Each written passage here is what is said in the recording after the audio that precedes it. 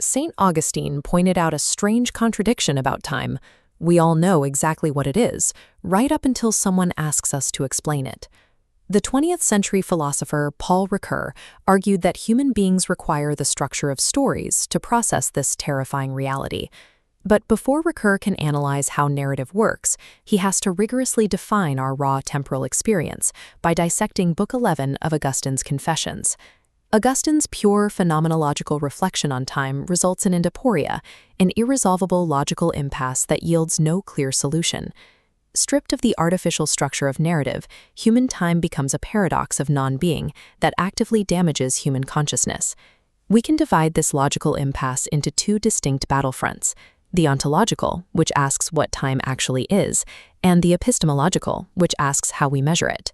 Our baseline intuition treats time as a continuous, objective physical flow, moving sequentially from the past, through the present, and into the future. But try to rigorously define the physical location or the mass of the past and future in the material cosmos. You cannot point to them. Treating time as a physical, cosmological object creates an immediate logical trap. We have to systematically deduce our way out of it. This diagram shows the standard physical model of time, mapping existence across three connected nodes: past, present, and future. Under strict skepticism, the past collapses immediately. It is physically no longer. The future fares no better. It lacks physical reality because it is not yet. That isolates the present as the only node with supposed physical reality. But what are its physical dimensions? If the present had any duration, say 1 hour, part of that hour would be past and part future. To exist, it must mathematically collapse. Since the only existing component of time is a dimensionless instant, the physical timeline is functionally constructed of non-being. This creates an epistemological crisis. Despite time's non-being, our daily language and experience dictate that we measure it, constantly claiming that a duration is long or short. This diagram illustrates the friction between our everyday verbs: we feel, we compare, we measure, and that collapsed zero-width present. You cannot lay a physical ruler across a dimensionless instant or measure an object that doesn't exist. If time cannot be measured in physical, cosmological space, our entire assumption about where time exists must be wrong. Augustine saves the concept of measurement with a radical move. He relocates time entirely from the cosmos into human consciousness. This diagram models his new location. We do not measure moving objects in the physical world. We are actually measuring the psychic impressions those events leave in the mind.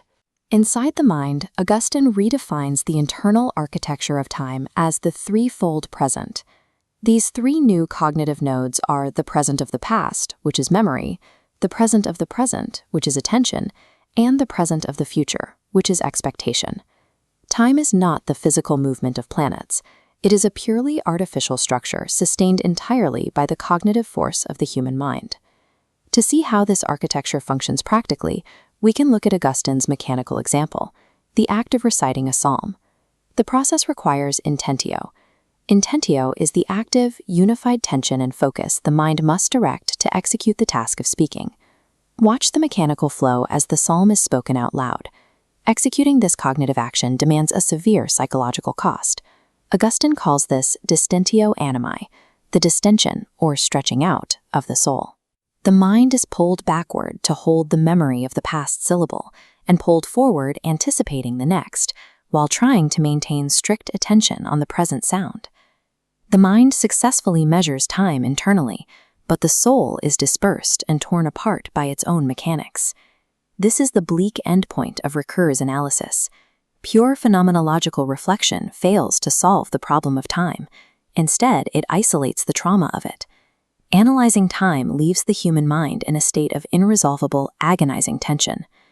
Ricoeur uses the term discordance to define this state of continuous cognitive slippage between expectation, attention, and memory. Our absolute baseline experience of time is this discordance. Augustine frames this ontological deficit as a profound existential lamentation. Philosophical speculation on time is an inconclusive rumination that leaves us with a torn soul. We need a cure. Humanity built a specific structural tool to fill this agonizing cognitive gap: Narrative, or implotment.